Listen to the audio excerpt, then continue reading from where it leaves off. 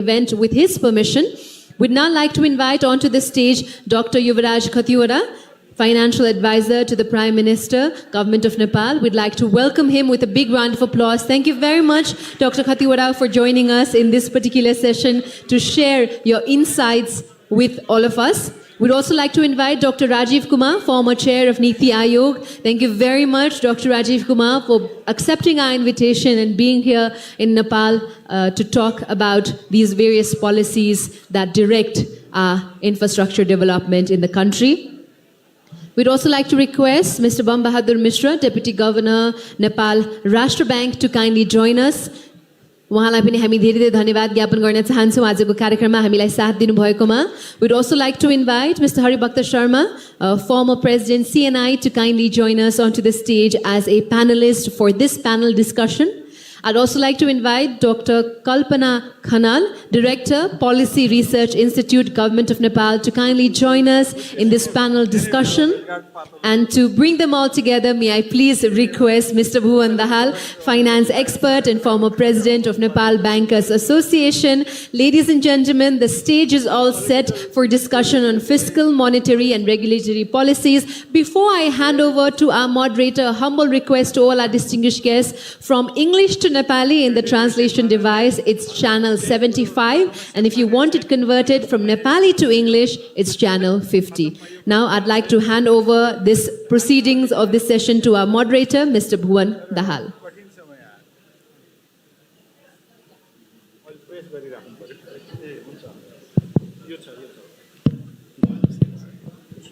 Namaskar, good afternoon. Thank you so much, Sadhya ji. Welcome to the session that deliberates on fiscal, monetary and other regulatory policies that impact, that affect our infrastructure development. And to discuss on this, we have distinguished panelists on the stage. I think our Finance Minister, Honorable Deputy Prime Minister, is on the way. He's likely to join after some time. So in this session, we'll be deliberating on fiscal, monetary and other regulatory policies that impact our infrastructure development. To set the stage for deliberation, I would like to present some slides. Would you please show PowerPoint slides there? Sorry? Oh, okay. Let's go to another slide. It's here, okay. Next slide, please. This is calm down. Oh, okay. Let's look at this data. Oh, okay, thank you so much. That I can see here. When we look at GDP growth rate, ours is the lowest among these three countries. And normally what we read and see is the country with lowest economic size records higher growth rate. But in case of Nepal, though its size is small, growth rate is also small.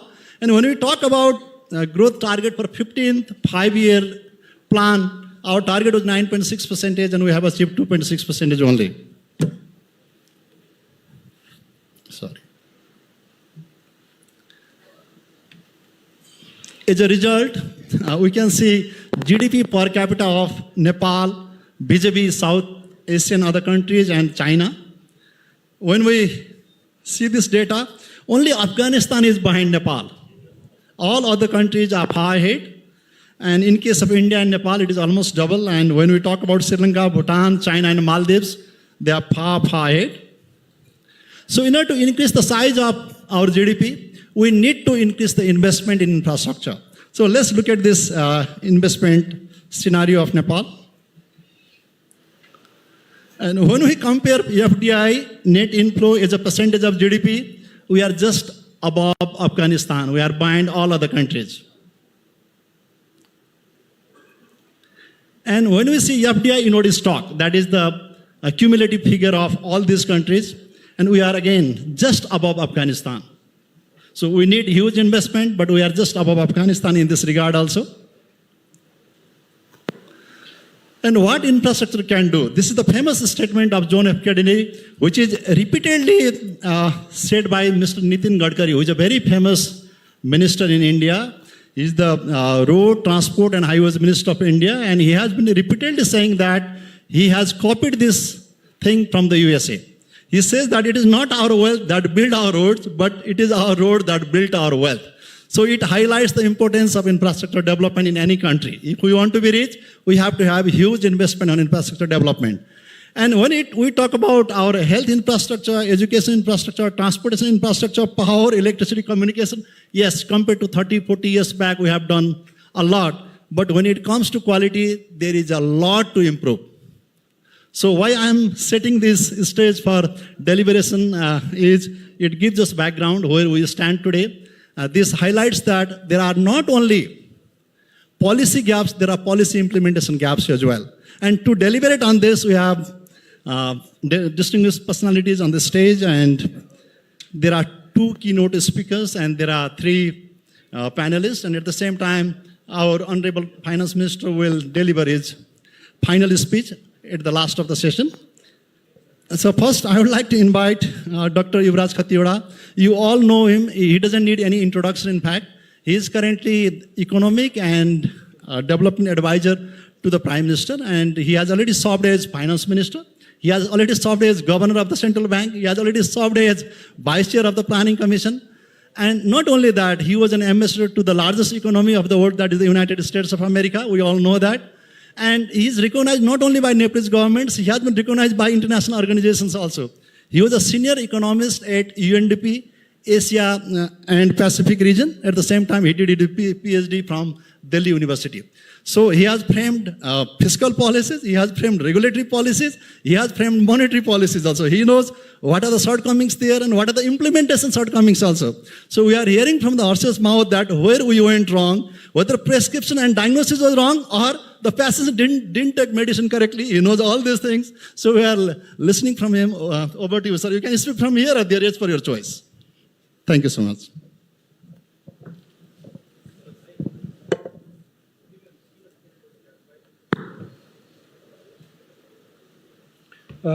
Thank you, Bhavanji, for your kind introduction. It was a long, long enough.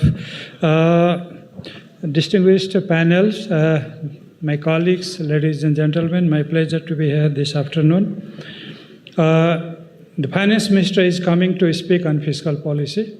Deputy Governor is there to speak on monetary policy. I am no more a regulator, so that I don't have much to speak first.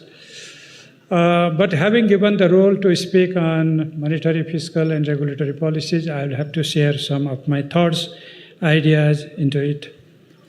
I don't need to repeat the importance of infrastructure, how does it drive growth, how does it drive sustainable development, and how does it help to achieve the Sustainable Development Goals 2030, which we have aspired to achieve within next 5-6 years' time.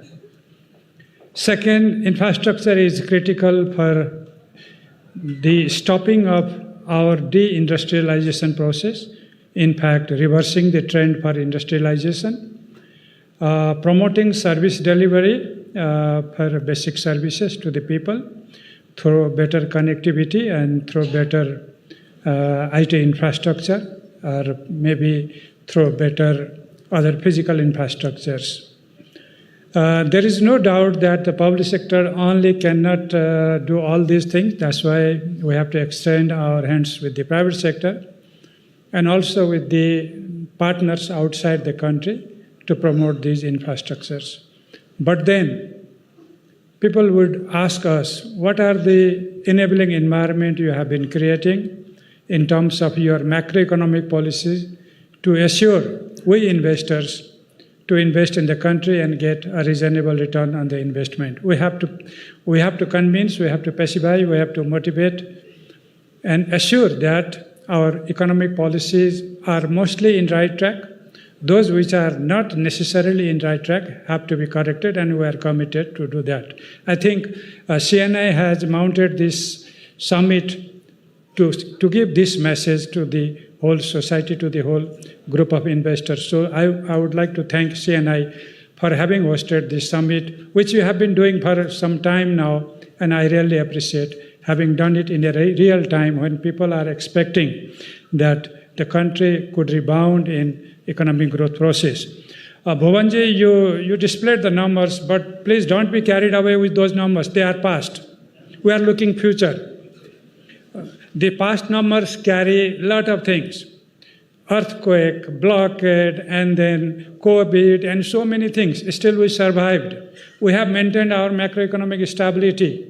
We have never gone back in our reforms. Maybe we have delayed in some of our reforms, but never have gone back.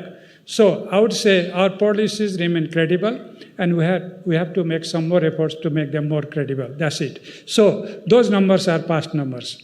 So please bear that number. Let me come to fiscal policy stance. This morning I was talking to Fitch Credit Rating Agency.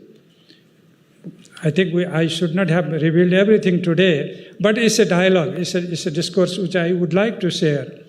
They were asking me, why a conservative fiscal policy stance you have been taking? I said, why? You think our fundamentals are wrong? They said, no. Then I said, we have seen countries falling in debt trap.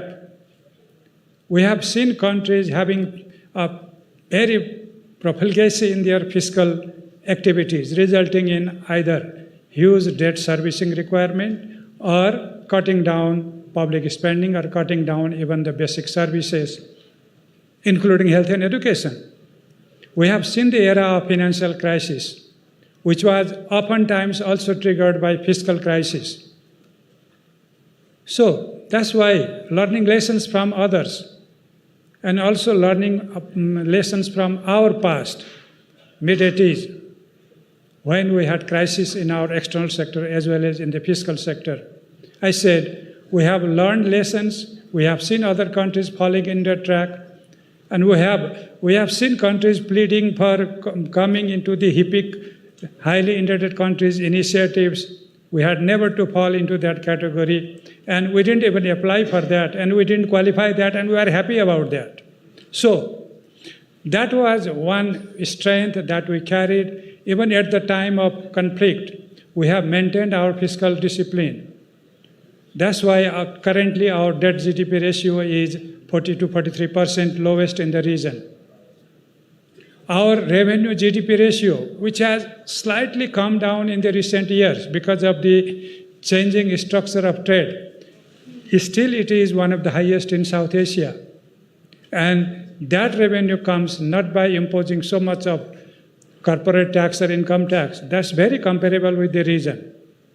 We are not taxing much more to our corporations than any other country in South Asian region. Our tax policies have never reversed back, except for small changes according to situation. Sometimes at the time of crisis, you have to do something. So some trade restrictions for a while are common things, but tax and other kind of restrictions, they don't carry on a regular basis. Couple of more points. We have the income tax law, which is transparent, which is objective, giving little room for discretionary power to the tax authority.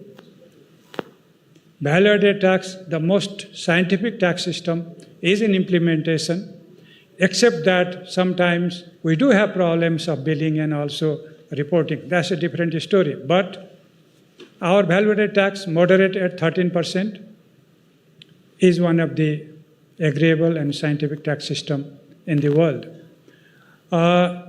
In a federal setup, there are some issues related to federal, provincial, and local governments on taxation.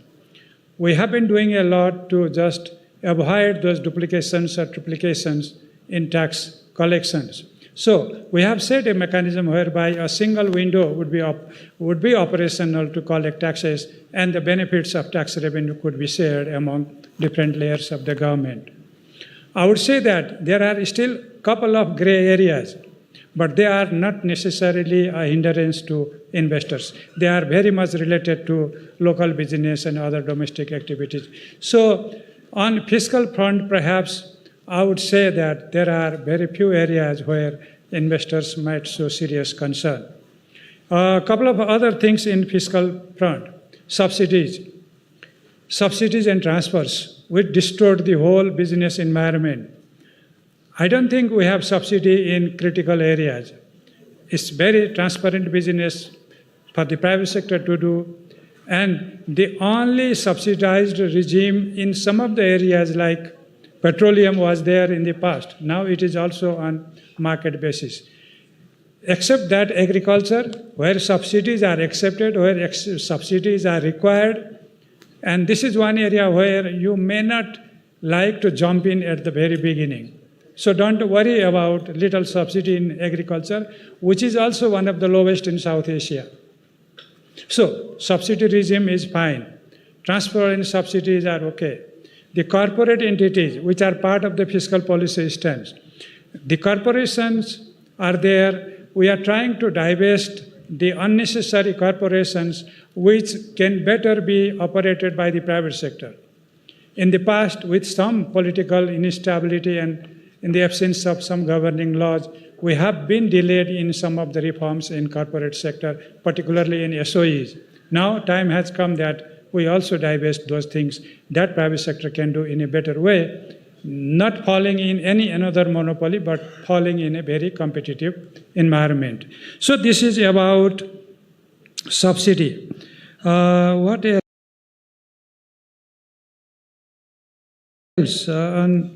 The public investment program. Government had to enter in public investment programs in the past where private sector didn't come. Take, for example, power generation. The government kept on investing in power generation, electricity generation, for decades before private sector could come in. The government kept on investing in airline services before the private sector came in. It kept on investing in telecom before the private sector came in. In media, there was public investment before the private sector came in. So over time, these are being handed over to the private sector. That means you have ample avenues to take over the job from the public sector to the private sector in infrastructure areas. I would suggest, and having been an advisor to the Prime Minister, I am suggesting that industrial infrastructure now has to be handed over to the private sector. Airport operations can be handed over to the private sector. Transmission system, power transmission system. It's a monopoly anyway, but could be properly handed over to the private sector. So there are so many areas which public sector or the government sector or the SOEs can hand over to the private sector, and we are working on that. We don't want to allow any monopoly only in the private public sector, which is not necessarily a public good. So this is something which we have to work collectively in the front of public spending. The only area where we have to be selective is public investment program in some of the projects. Who can better do a certain project is a subject to be debated and discussed. Also considering who is willing to invest in. We can put a number of infrastructure projects in our list for private sector to come up. Big hydropower projects, not necessarily ROR. I may be talking pondage or storage project, which might call public sector to participate as a viability gap funding model or in a PPP model. We are willing to work on that. So it's not that public sector is not willing to invest, to participate with private sector in several areas. It is also because the willingness of the private sector to come into that business. And we are creating an environment through PPP Act and some other acts to see that the public investment programs could be shared with the private sector. The monetary policy. We do have a monetary system which ensures macroeconomic stability. Nepal is one of the countries having a very moderate inflation. If you look at decades, not even 5, 10 years, 20 years, it doesn't cross 7% on average. I was looking at the cost of investing in infrastructure, construction price index. Wow, the construction price is it has gone up just by 2% in a decade. It's so low. the human resource cost, the wage cost,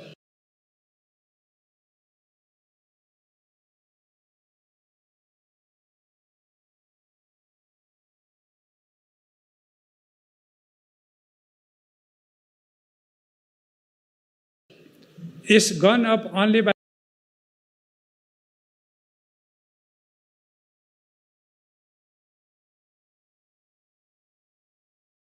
7% in a decade on an average.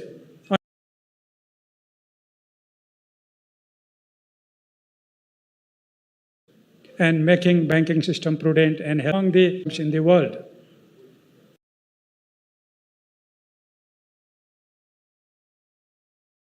Very healthy.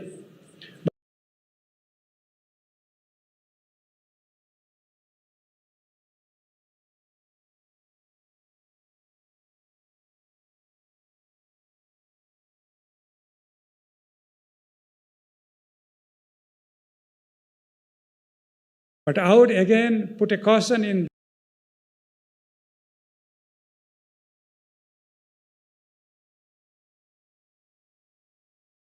that even the largest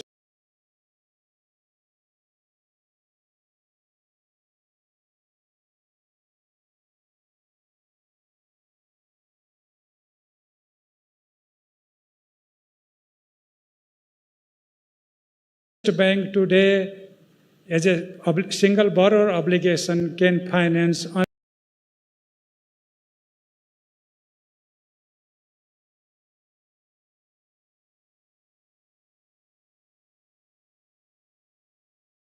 to the most it could be 4%, is one issue. Now we have to compare between the safety and security of the depositors and feasibility of borrowers to borrow large amount of money from the bank in the absence of collateral.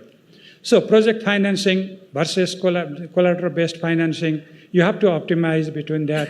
And it would be the duty of the investor to see that the projects are credible, appraisals are made in a very convincing way, and partly they could be also supported by collateral and maybe partly with other guarantees. So we have to see a blend of different kinds of mechanism whereby keeping depositors' money safe, we can also facilitate investors. The interest rate.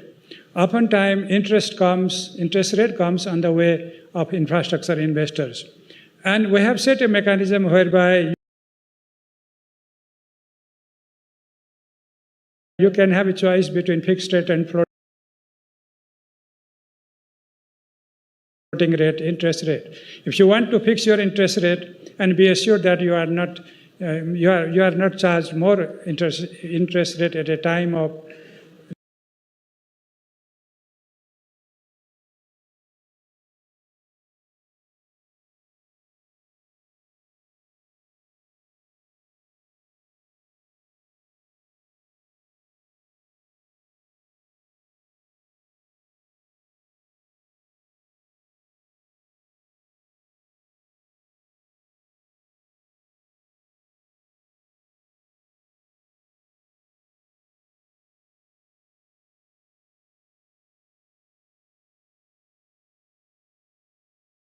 liquidity crunch, you can choose the fixed rate regime.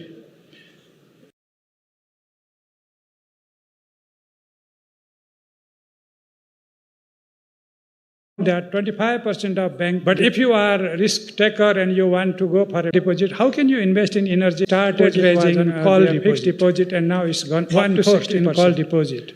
Oftentimes, I think this is portfolio is, but like a 2 years, the portfolio is the deposit portfolio. Like a 2 years, whereas the maximum infrastructure projects demand sometimes. Infrastructure projects demand sometimes 8 to 10 years of investment. This is one. Associated with this is the issue of interest treatment. In an investment project, which is infrastructure, interest has to be capitalized. And a banker whose tenure is 5 years wants to show maximum profit and have a dividend paid to the investors. One would like to maximize the profit and cash transfer to the shareholders, dividend out. And when you capitalize the interest, you have the profit, but you cannot distribute it. So where is the incentive structure? So one thing we have to, Bhonji is a good banker there, and he runs some idea about this. So he would tell me how to maximize the kind of benefit to the shareholders without compromising the kind of interest treatment in infrastructure projects. Couple of other things which could be under consideration is our financial system consists of several other big institutions. We may not guess that in a year's time, our contractual saving institutions, Employees Provident Fund, Citizen Investment Trust,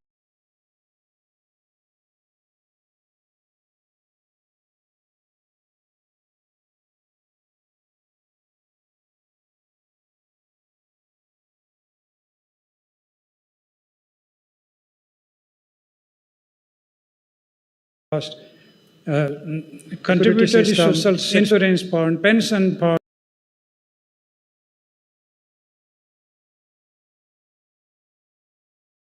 security system, insurance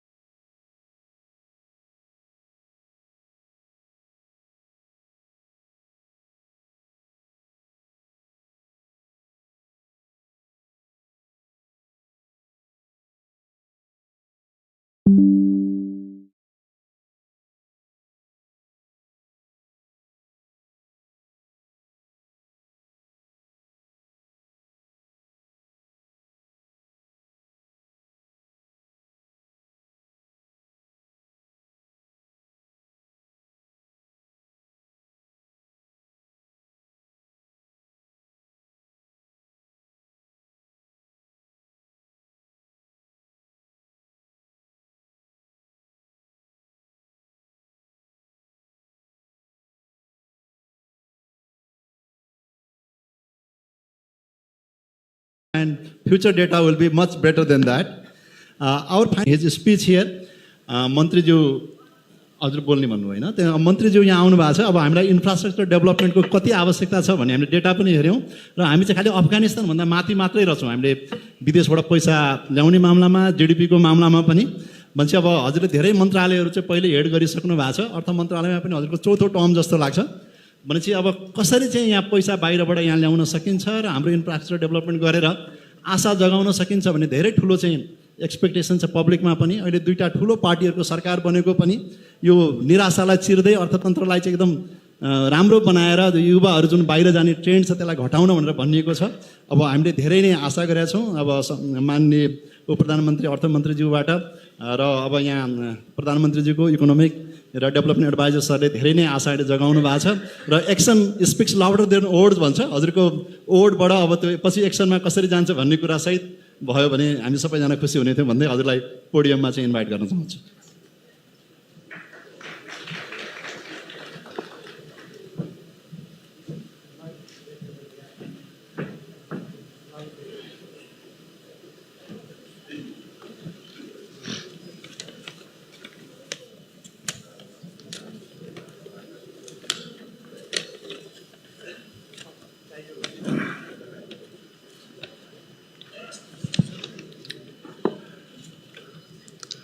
Nepal पूर्वाधार सम्मेलन 2024 अन्तर्गत yes सत्रका अध्यक्षज्यू, मञ्चमा रहनुभएका सम्पूर्ण विशिष्ट महानुभावहरू, yes सत्रमा सहभागी हुनुभएका सबै विशिष्ट महानुभावहरू, सञ्चारकर्मी मित्रहरू, नेपाल इन्फ्रास्ट्रक्चर समिट 2024 को यो सत्रमा आज तपाईहरुमा सहभागी हुन पाउँदा खुसीको अनुभूति गरेको छु। यसका लागि म आयोजकहरूलाई धन्यवाद भन्न चाहन्छु। यो कार्यक्रमले मुलुकको आर्थिक विकास र समृद्धिसँग जोडिएको पूर्वाधार क्षेत्रको विकासका विभिन्न आयामहरूमा छलफल गर्न, अन्तर्सम्बन्धित क्षेत्रका व्यक्तित्वहरू, नीति निर्माताहरू, विज्ञहरू र सरकारवालाहरूलाई एउटै मञ्चमा ल्याउन सफल भएको छ। पक्कै पनि यो सम्मेलनले 21औं शताब्दीको आवश्यकता अनुरूपको आधुनिक, सुरक्षित र हरित पूर्वाधार विकासको मार्गचित्र कोर्न ठोस योगदान गर्ने मैले विश्वास लिएको छु। समस्त नेपालीको आकांक्षा समृद्ध नेपाल र सुखी नेपाली हो। सरकार यही नेपाली राष्ट्रिय आकांक्षा साकार पार्न अनवरत रूपमा प्रयासरत छ। समृद्ध नेपालको निर्माणको मूल आधार नै पर्याप्त, गुणस्तरीय, दिगो र उत्थानशील भौतिक पूर्वाधारको विकास हो। निश्चय नै हामी पूर्वाधार विकासको हिसाबले कमजोर अवस्थामा छौँ। भूपरिवेष्टित अवस्थिति र जटिल भूबनोटलाई हाम्रो पूर्वाधार विकासको मुख्य चुनौतीको रूपमा लिने गरिएको छ। पूर्वाधार विकासमा पर्याप्त लगानी जुटाउन तथा निजी क्षेत्रलाई आकर्षित गरी पुँजी परिचालित गर्न हामीले नीतिगत तथा प्रक्रियागत सुधारहरू गर्नु आवश्यक छ। सरकारी क्षेत्रको साथसाथै नवीन उपकरणहरूको प्रयोग गर्दै आवश्यक लगानी जुटाउन सरकार सबै प्रकारको सहजीकरण गर्न प्रयासरत छ। हामी वर्तमानका चुनौतीहरूको सामना गर्दै भावी सम्भावनाहरूलाई उजागर गर्न आफ्ना नीति, योजना एवं कार्यक्रमहरू तय गर्दै पूर्वाधार विकासको अभियानमा समाहित हुन चाहन्छौँ। यसका लागि निजी क्षेत्रको प्रभावकारी सहयोग, समन्वय र सहकार्य एवं साझेदारी आवश्यक छ। सरकार आफ्नो सम्पूर्ण सामर्थ्य उपयोग गरेर 21औं शताब्दी अनुकूल एवं नागरिकको चाहना बमोजिम पूर्वाधार विकास एवं निर्माणमा केन्द्रित हुन चाहन्छ। आर्थिक तथा वित्तीय अनुशासन एवं वित्तीय उत्तरदायित्व कायम गर्दै सार्वजनिक वित्त परिचालन एवं उपयोग गर्न चाहन्छ। सरकारको एक्लो प्रयासबाट मात्रै पूर्वाधार विकासको कमी पूरा गर्न सम्भव छैन। यसमा निजी क्षेत्र, बाह्य लगानीकर्ता, अन्तर्राष्ट्रिय समुदाय एवं विकास साझेदार समेतको उत्तिकै भूमिका रहन्छ। यसका लागि सरकारले वित्तीय नीति, मौद्रिक नीति एवं नियामकीय नीतिहरूमा समयानुकूल परिवर्तन एवं परिमार्जन गर्दै आएको छ र आगामी दिनमा यसलाई अझ अनुकूल बनाउँदै लैजाने प्रतिबद्धता पनि म यस अवसरमा व्यक्त गर्न चाहन्छु। सरकारले गुणस्तरीय तथा दिगो भौतिक पूर्वाधार र त्यसका विविध पक्षहरूबीचको अन्तर आबद्धतालाई महत्त्वपूर्ण रूपमा लिएको छ। सरकारले यातायात, ऊर्जा, जलस्रोत, सूचना प्रविधि जस्ता प्रमुख पूर्वाधार क्षेत्रलाई केन्द्रित गर्दै बजेट विनियोजन तथा कार्यान्वयनलाई प्राथमिकता दिँदै आएको छ। आर्थिक विकासको आधार निर्माण गरी समृद्धिको गन्तव्य तय गर्नमा समेत पूर्वाधार क्षेत्रको महत्त्वपूर्ण भूमिका रहन्छ। पूर्वाधारको संरचना दिगो, गुणस्तरीय, वातावरण एवं जलवायु संवेदनशील, हरित, उत्थानशील र समावेशी हुनु उत्तिकै आवश्यक छ। यसबाट मात्रै आर्थिक विकासको दरिलो जग बसाउन र उत्पादन र उत्पादकत्व बढाई रोजगारी सृजना गर्न सफलता मिल्नेछ भन्ने मलाई लाग्दछ। एकीकृत एवं समन्वयात्मक पूर्वाधार विकासका लागि तहगत सरकारबीच आपसी समन्वय, सहकार्य एवं सहयोगको उत्तिकै भूमिका रहन्छ। यसका लागि विकास नीति, योजना र कार्यक्रमहरूबीच उपयुक्त सामञ्जस्यता कायम गर्न वर्तमान सरकार प्रतिबद्ध र क्रियाशील छ। सीमित स्रोत साधन र पूर्वाधार विकासका आकांक्षाबीचको सन्तुलन कायम गर्न आन्तरिक स्रोतबाट मात्रै सम्भव छैन। पछिल्लो समय आन्तरिक राजस्व परिचालनको अवस्था दबावमा रहेको र सार्वजनिक ऋणको भार बढ्दै गएको कारणले पूर्वाधार विकासका लागि स्रोतको जोहो गर्नु सरकारका लागि चुनौतीपूर्ण बन्दै गएको छ। यसैले हामीले निजी क्षेत्रको लगानी आकर्षित गर्न सम्मिश्रित वित्त, सार्वजनिक निजी साझेदारी लगायत अन्य सम्भाव्य विधिहरूको उपयोगका लागि आवश्यक प्रबन्ध गर्न प्राथमिकता दिँदै आएका छौँ। वर्तमान सरकारले पूर्वाधार विकासको लागि पुँजीगत खर्च विनियोजनलाई बढाउँदै जाने नीति लिएको छ। पुँजीगत खर्च बढाउनको लागि विभिन्न कानुनी तथा प्रक्रियागत सुधारलाई अगाडि बढाउने र वैदेशिक सहायताको रकमलाई समेत भौतिक पूर्वाधार विकासमा केन्द्रित गर्ने नीति लिएको छ। विकास सहायतालाई छनौटपूर्ण बनाउँदै यसलाई राष्ट्रिय आवश्यकता र प्राथमिकताका क्षेत्रमा केन्द्रित गर्न जोड दिइएको छ। सहायता परिचालनका नवीन उपकरणहरूको प्रयोग र परिचालनमा विशेष ध्यान दिइएको छ। सहायता परिचालनलाई थप प्रतिफलयुक्त बनाउन नयाँ विकास सहायता परिचालन नीति तर्जुमा गर्ने काम समेत भइरहेको छ। पूर्वाधार विकासलाई प्रवर्धन गर्न निजी लगानीलाई प्रोत्साहित गर्न वित्त नीतिसँगै मौद्रिक नीतिको पनि उत्तिकै भूमिका रहन्छ। मौद्रिक स्थायित्व कायम गर्दै पूर्वाधार क्षेत्रमा लगानी प्रभाव विस्तार गर्न नेपाल राष्ट्र ब्याङ्कले अनुकूल नीति अवलम्बन गर्दै आएको छ। ठुला पूर्वाधार परियोजनामा केन्द्रित भई काम गर्न सरकारको अग्रसरतामा पूर्वाधार विकास बैङ्कको स्थापना गरिएको छ। फलस्वरूप पूर्वाधार आयोजनामा दीर्घकालीन पुँजी परिचालन गर्ने संस्थागत अवस्था कार्यान्वयन भएको छ। पूर्वाधार विकासमा निजी क्षेत्रले महत्त्वपूर्ण भूमिका निर्वाह गर्नुपर्छ भन्नेमा सरकार दृढ छ। यसका लागि हामीले सार्वजनिक निजी साझेदारीका लागि अनुकूल वातावरण सृजना गरेका छौँ। पूर्वाधार लगायतका परियोजनाहरूमा स्वदेशी तथा बाह्य लगानीकर्ताहरूलाई आकर्षित गर्न देशको वास्तविक अवस्था बिम्बित हुने गरी मुलुकको सार्वभौम क्रेडिट रेटिङको काम अगाडि बढाइएको छ। यसको काम सम्पन्न भए पश्चात लगानीकर्तालाई मुलुकमा लगानी थप गर्न निश्चितताको वातावरण बन्ने र लगानी आप्रवाह विस्तारित भई पूर्वाधार लगानी बढाउन थप योगदान पुग्ने अपेक्षा समेत मैले गरेको छु। पूर्वाधार क्षेत्रमा लगानी अभिवृद्धि गर्न सहयोगी हुने गरी पुँजीगत र वित्तीय व्यवस्थामा बजेट विनियोजन गरिएको छ। पूर्वाधार क्षेत्रमा लगानी गर्न प्रोत्साहित गर्ने गरी मौद्रिक नीतिमा गरिएको व्यवस्था तथा बैंक तथा वित्तीय क्षेत्रको नियामकीय प्रावधानहरू पूर्वाधार लगानी बढाउँदै लगिएको छ। यसका लागि आवश्यकता र अनुभवका आधारमा थप प्रबन्ध गर्दै जान सरकार प्रतिबद्ध छ। नेपालमा सहज व्यावसायिक वातावरण निर्माण गर्न वर्तमान सरकार प्रतिबद्ध छ। कानुन कार्यविधि एवं प्रक्रिया सरलीकरण गर्न, प्रक्रियागत ढिलासुस्ती र अनियमिततालाई निरुत्साहित गर्न, व्यावसायिक लागत कम गर्न एवं पारदर्शिता कायम गर्न सुधारका कार्यहरू अघि बढाउँदै जानुपर्ने आवश्यकता छ।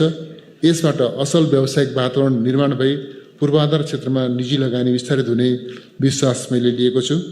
अन्त्यमा यो सम्मेलन नेपालको प्रतिस्पर्धी क्षमता भएका तुलनात्मक लाभ भएका क्षेत्रका पूर्वाधार विकासमा लगानी गर्न प्रेरित गर्ने, दिगो आर्थिक वृद्धि, रोजगारी सृजना र गरिबी न्यूनीकरणमा समेत योगदान गर्दै समृद्ध नेपाल सुखी नेपालीको राष्ट्रिय आकांक्षा पूरा गर्ने अभियानमा उपयोगी हुने विश्वास व्यक्त गर्न चाहन्छु र सम्मेलनको पूर्ण सफलताको शुभकामना व्यक्त गर्दछु। धन्यवाद।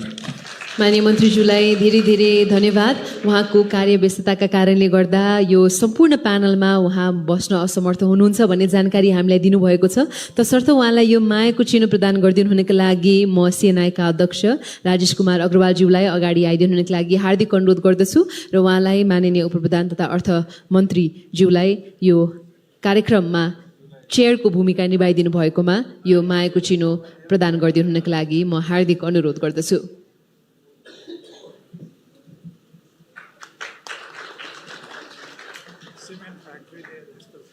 माननीय मन्त्रीज्यूलाई धेरै धेरै धन्यवाद पुनः एकपटक। And now I'd like to request our moderator to kindly continue with the session. Thank you so much, Aditya ji. Now we have another keynote speaker, and he's a very renowned person from India. He's Dr. Rajiv Kumar. He's currently chairperson of Pahle India Foundation. That is India First Foundation, right, sir? And he's a very senior person. He was a vice chair of Niti Aayog. Niti stands for National Institution for Transforming India. It's like our National Planning Commission. And now in India, I think National Planning Commission is not there. It is replaced by Niti Aayog. So he was the vice chair from 2017 to 2022. In 2016, he wrote a book called Modi and His Challenges. In 2017 itself, Right Honorable Prime Minister Modi made him vice chair of Niti Aayog to overcome those challenges. And he was in the board of Central Bank of India. At the same time, he was in the board of State Bank of India. He was an advisor to Finance Ministry and at the same time Industry Ministry. And he was a consultant, he was a principal economist at ADB for more than a decade. And at the same time, he has worked in private organizations. He was a senior economist at CII. And at the same time, he was Secretary General of FICCI. And he has a double PhD. One is from India, the other is from Oxford University. He is such a renowned person, and he in the last 10 years, India has become 5th largest economy from the 10th largest economy. And it is aiming to be the 3rd largest economy in 3 years. So he has seen ups and downs of all these things and how India has been successful in attracting this foreign investment and domestic investment also. He will share his experiences and we can learn a lot of things from you. Over to you, sir. Good afternoon, everybody. Namaskar. And thank you very much, Bhuvan, for that extraordinary introduction.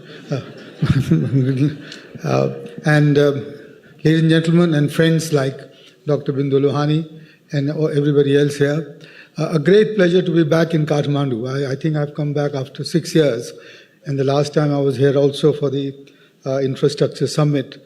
And I have seen that on my drive from the airport to the hotel, some visible infrastructure development has taken place. So congratulations for that. I think it's an important thing.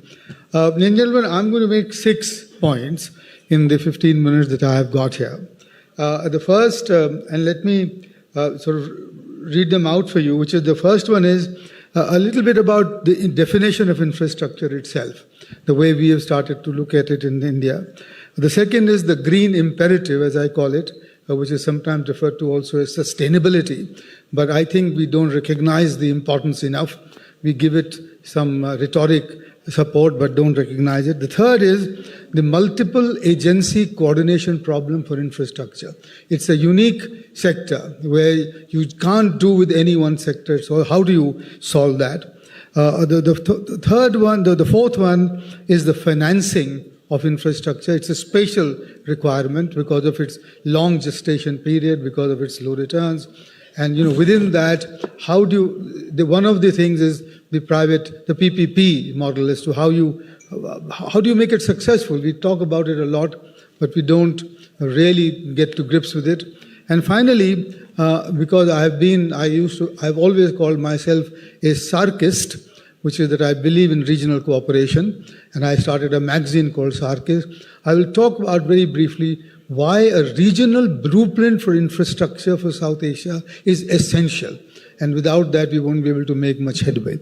So let me start off by the infrastructure definition, which is that, we talk mostly about physical infrastructure. Sometimes we expand it to social, and today you said about education and health and so on, and communications. I want to add, because it's very necessary today to add to this, what I would call the digital public infrastructure, which is very important, and I think for which we have made a very amazing advance in India. The digital public infrastructure started known as the UPI. Today you've got 1,000 crore individual transactions taking place under that UPI every month. And believe it or not, you've got about something like $44 billion worth of value of transactions. 83% of GDP is being handled by the UPI. Digital public infrastructure is probably the greatest thing that you can do to create equity, transactional facility, and also the ease of the sort of ease of doing business. So digital public infrastructure is very important. The second one, which I would like to add, again, I think is extremely important, we don't give enough importance to it, is the municipal infrastructure, is the urbanization. Came to me as a big shock when I when I headed the Niti Aayog, that we don't have urban planners in our region, in our countries. We do in the urbanization just goes on without any planning at all, and that does create a very big problem, because urbanization is a trend that is going to happen and is going to swell. In our region, I think about less than 40% is urbanized today. And this is going to rise to 70 or 80%. And if we don't take care of the urban infrastructure, it's not just the highways and the railways, etc., but it's the urban, what you do with your, localities and your water system and your tap water, the sewage treatment, the environment condition. What do you do with the sewage treatment? How can you make it better, etc.? So I think those are so let me just